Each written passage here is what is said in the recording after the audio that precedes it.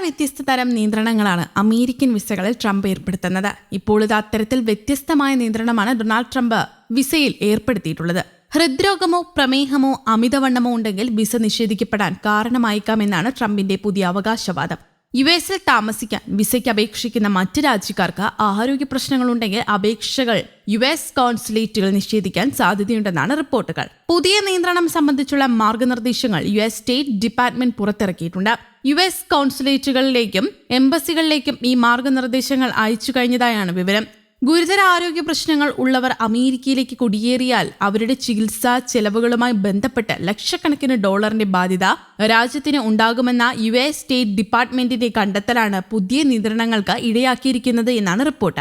അമേരിക്കയിൽ താമസമാക്കിയിരിക്കുന്ന ഇന്ത്യക്കാർക്ക് പുതിയ നിയന്ത്രണം തിരിച്ചടിയാകും. സാംക്രമിക രോഗങ്ങൾക്കായുള്ള പരിശോധന, വാക്സിനേഷൻ, പകർച്ചവ്യാധികൾ, മാനസികാരോഗ്യാവസ്ഥകൾ എന്നിവയെല്ലാം ഇപ്പോഴും വിസ അപേക്ഷാ പ്രക്രിയയുടെ ഭാഗമായിട്ടുണ്ട്. അതേസമയം അമേരിക്കൻ പാസ്പോർട്ടിൽ ലിംഗസൂചകത്തിൽ ട്രാൻസ്ജെൻഡേഴ്സിന് ഇനി ഇടമുണ്ടാകില്ല. പ്രസിഡന്റ് ഡൊണാൾഡ് ട്രംപിന്റെ നയം നടപ്പാക്കാൻ സുപ്രീംകോടതി അനുമതി നൽകിയിട്ടുമുണ്ട്. ഇനി പാസ്പോർട്ടിൽ ലിംഗസൂചകത്തിൽ പുരുഷൻ, സ്ത്രീ എന്ന് മാത്രമായി പരിമിതപ്പെടുത്തുകയും ചെയ്യും.